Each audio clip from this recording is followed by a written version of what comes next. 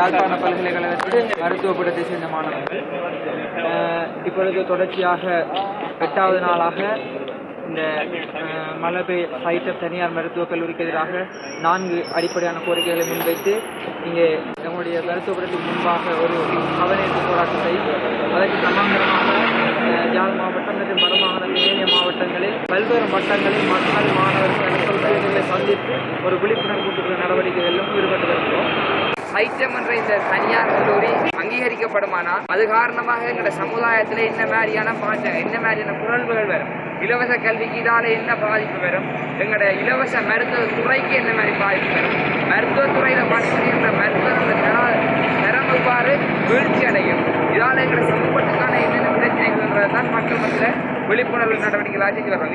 இதன் ஒரு அங்கமாக நாங்கள் பாடசாலைகள், தனியார் கல்வி நிறுவனங்கள், உயர்கல்வி நிறுவனங்கள், வைத்தியசாலைகள், எம்ஓஹெச் டிவிஷன்கள், அடுத்தது டிஎஸ் ஆஃபீஸ், ஏஜி ஆஃபீஸ் அனைத்து தரப்பிலையும், அடுத்தது எங்களோட ரோடுகள் நின்று சாதாரண பொதுமக்களுக்கு பஸ் ஸ்டாண்டுகளில் பஸ்ஸில் எல்லாம் பொதுமக்களுக்கு எல்லாரும் இது சம்பந்தமான ஒரு விழிப்புணர்வு நடவடிக்கைகளை நாங்கள் செஞ்சு வரோம்.